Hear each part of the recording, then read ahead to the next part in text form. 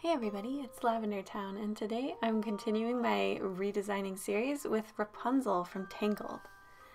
Tangled was actually a Disney picture that I really enjoyed when it came out. I usually go into Disney princess movies with pretty low expectations just because they tend to not actually be my type of thing most of the time, but I found Tangled to be fairly refreshing, and I thought Rapunzel and Flynn were both super charming characters. So as usual, I'm starting with just drawing her exactly how she is in the movie, just in my style, so you guys can kind of get a picture of how she would usually look in my style, as well as making me pay attention to little details on her that I can incorporate later into her modern redesign. Now, Rapunzel's look throughout the movie usually features this purple dress, so that's the one that I'm referencing. It's actually not really changed until the very end. She pretty much wears the same dress the whole movie, which is gross. Gross, Rapunzel. Clean your clothes. But yeah, and her hair is sort of just going wild and free all over the place. It's longer than I can even really draw, so I just sort of tucked it back behind her feet because it seems to be like a really variant length until she braids it up later in the film. But I'm really excited to do some fun stuff with her hair because it has some very interesting properties. So as we see in the movie, her hair turns brown when she cuts it. So that basically means that any parts I want to stay blonde are parts of her hair that I cannot cut. So any part of the redesign that I do cut will have to turn brown, which is actually really cool because it gives me a really legitimate way to sort of argue for a two-toned hairstyle, and you will see later what I do with that. One of the things I don't like about her design right off the bat is the colors. I get the royalty purple thing, like it makes sense because she's a princess the whole time, right? So I get it, but I think I don't know, like the satiny sheen, the shininess of it just seems really costumey to me, and I had a similar problem with Elsa's dress, where it just looks like doll clothes. It's a little too shiny, and I just think it's kind of weird in a fairy tale setting, which has a sort of presumed old-fashioned sort of fantasy theme for something to be that like I don't know, it looks like an artificial, like sort of very synthetic fabric, and I think that's actually pretty smart if you're going to be making costumes and dolls of this character, because then it'll be much easier to cheaply match in the real world. But I do think the look in the movie is kind of meh, but pretty much everything else about the movie I really liked, so yeah, just kind of nitpicking something there. She has a very classic sort of look to her dress. It has the puff sleeves and the princess waist, where it sort of forms like that V, which really calls back to old fairy tales, and I like that element a lot.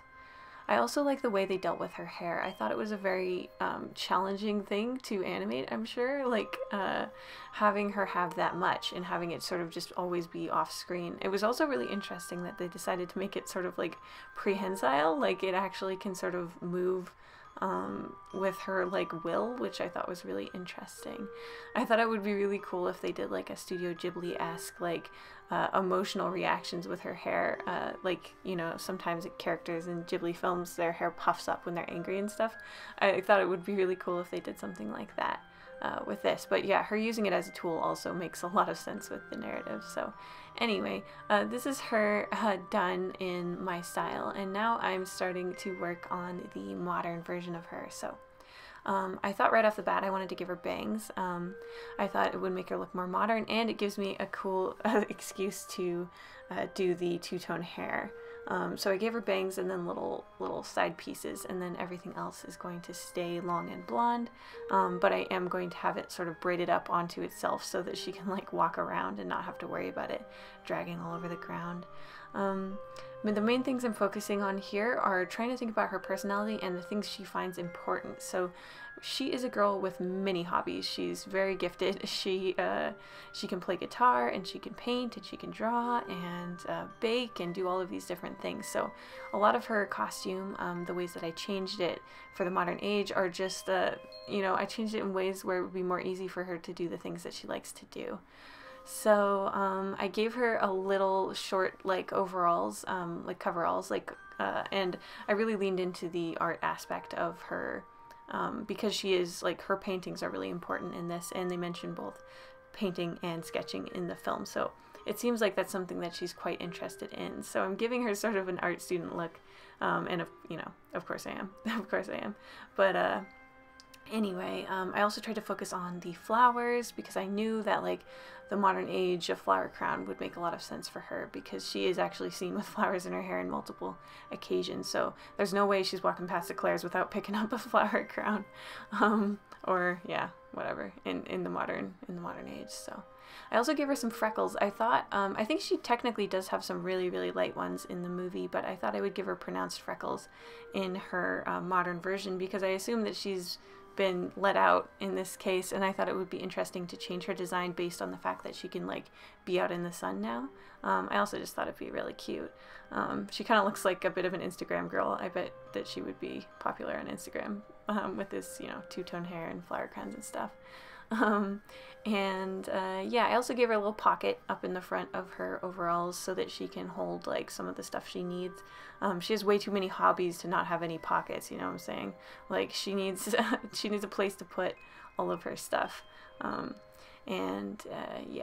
Yeah, it was sort of a mix between trying to make her outfit sort of very cute and everything, but also to make it so that her life would be easier.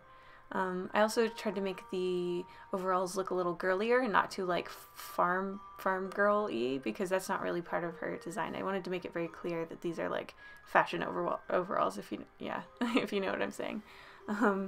So I gave her a little heart patch in the front, and I kept the puffy sleeves just because, yeah, I still see shirts with those puffy sleeves, and I thought that that would be a good way to sort of keep that princess vibe, even though I've given her a much more sort of like super girly tomboy kind of look in this version. Yeah, and she just likes to run around so much that I really think it would be good for her to have something that's not dragging along the ground, either her hair or her outfit. I think she'd probably prefer that. I also just gave her a sketchbook so she has something to draw and paint in. And like I said, more pockets, so there's actually 3 pockets now, and I'm sure there's some in the back, so yeah, don't worry girl, I gotcha. Yeah, at this point I'm just like kind of finishing everything up. I was gonna give her shoes, but then I realized like she could stay barefoot if she wants, and I think it really matches her sort of like free spirit personality really well, so I kept it. Overall, I was just kind of going for like a super cute, modern hippie kind of vibe with her, just because I think like her enjoyment of the outdoors, her love of art, and her love of being barefoot through most of the movie kind of leaned me in that direction. I also just thought that was an aesthetic that would work super well with this design. I always get super annoyed, by the way, when I see people doing sort of like edits of Rapunzel where they give her bangs and the bangs are blonde. Man, I can't, I can't handle that, because it's such a cool, like, it's such a cool part of the movie that her hair turns brown when you cut it. I don't understand, man. When I was thinking about different ways I could approach this redesign, I actually thought about doing like sort of an alternate universe version of Rapunzel where she had to stay inside all the time in the modern age for some other reason, and I was trying to think of like what that could be. And originally my first idea for her was like just making her like a totally shy like nerd who just like doesn't want to go outside and just likes to stay on the internet all day. I still kind of want to do a version of her where it's like that, but I realized that if I'm doing Disney's Rapunzel, that wouldn't match at all, so that's something I'm sort of thinking about for the future, like a Watamote style Rapunzel. But at this point I'm kind of happy I went this direction, because I was able to just sort of make a super cute version of Rapunzel, who, like I said, was a character I actually quite liked. Like out of the Disney princess lineup, she's one of my favorites now. So yeah, I'm overall pretty happy with how this turned out. I'm just sort of putting the purples all over her costume so that, you know, it looks nice and similar to her original design, because obviously I have changed so much about the overall look of her, but I want to make sure that it's still clear that this is the same girl. And yeah, with that, I'm basically done. Thanks for staying through to the end of the video, and I hope you have a lovely day, and I will see you again soon. If you have a character you'd like me to redesign, also just post in the comments. I am definitely looking through them, so I would appreciate any requests that you guys have. Alright, bye! Big thank you to my patrons, new and old, including Paynamel, Adrian Delport, Muffins McGee, Vilka, Christy Stewart, Cal Pompom, Super Pixel, Aiden Rhinoceros, Angela Taylor, Hallman Kearney, Heart Sprinkle, Violet Wilkes, Chartype, Den, Addie Visual, Juan Alvarez, blah blah blah blah, at Liv Likes to Draw, and Kate Meekins. Thank you guys so much for your support. I really appreciate it. If you are interested in becoming a patron, check out the link below.